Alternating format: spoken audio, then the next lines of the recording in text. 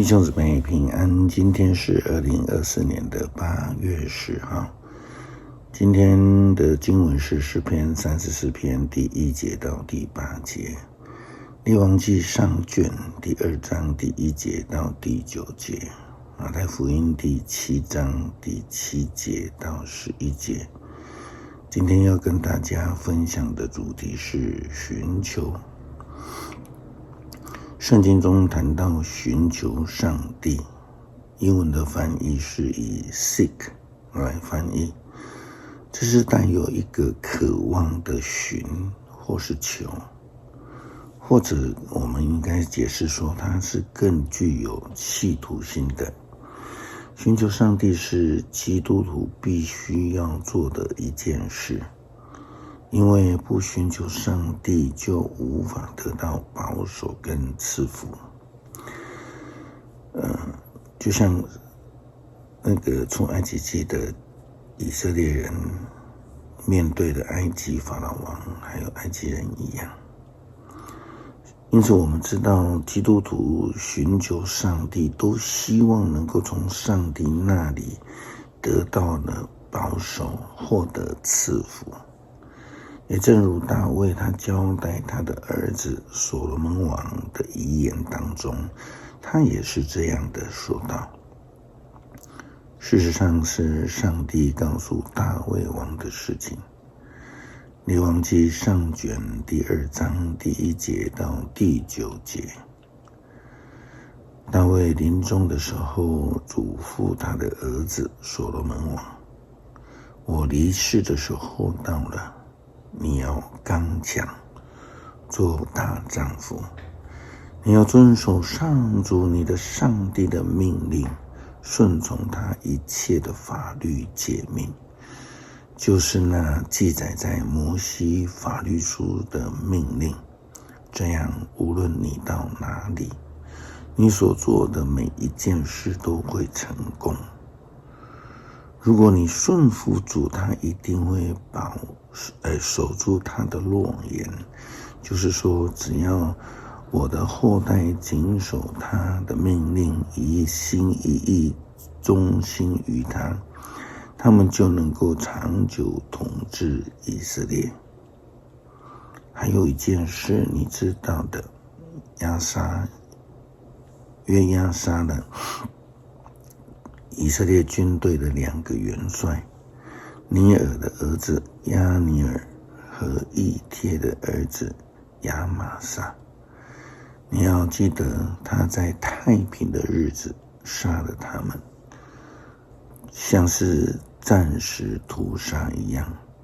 他杀了无辜的人，而我却为他所做的事担负责任，为这事的后果受苦。你知道该怎样处置他，不可让他善终。要好好的对待基列人巴西来的儿子，照顾他们，因为我逃避你哥哥押沙龙的时候，他们厚待了我。还有巴户林的便雅悯人基拉的儿子示每，在我住马哈念的那一天，他凶狠地咒骂我。可是后来他到约旦河迎接我的时候，我指着上主的名发誓不杀他。但是你不可让他逍遥法外。你是聪明人，你知道该怎么做，你一定要想法子处死他。大卫提到的是如何寻求上帝，就是他在这个第3节第4节的经文所说的，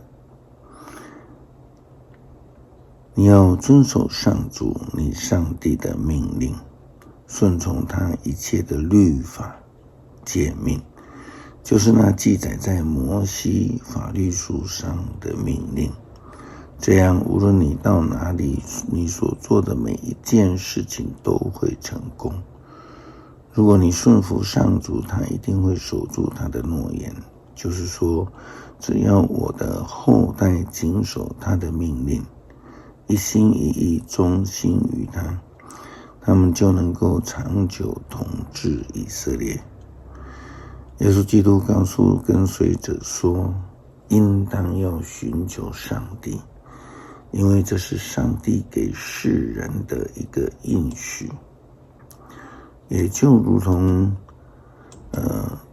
上帝给所罗门的应许一样。耶稣基督在马太福音第7章第7节到11节这样的教导说，你们应当祈求就得到，你们寻找就找到，敲门就给你们开门，因为凡祈求的就得着，寻找的就找到，敲门的门就开了。你们当中有谁儿子要面包却给石头，要鱼却给他蛇呢？你们虽然邪恶，还晓得要拿好东西给自己的儿女，你们在天上的父亲岂不是更把好东西赐给向他祈求的人吗？这表达了上帝的慈爱。耶稣基督他以父亲对儿子的爱来提，这个是真爱。明天我们在主日的信息当中也会提到这个主题。寻求上帝的是一个上帝的要求，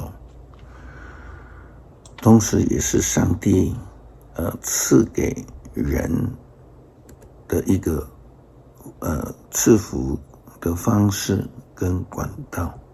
所以呢，基督徒应当要寻也要求来找上帝，上帝就会如同父亲对孩子一样的赐下慈爱给凡是寻求他的人们。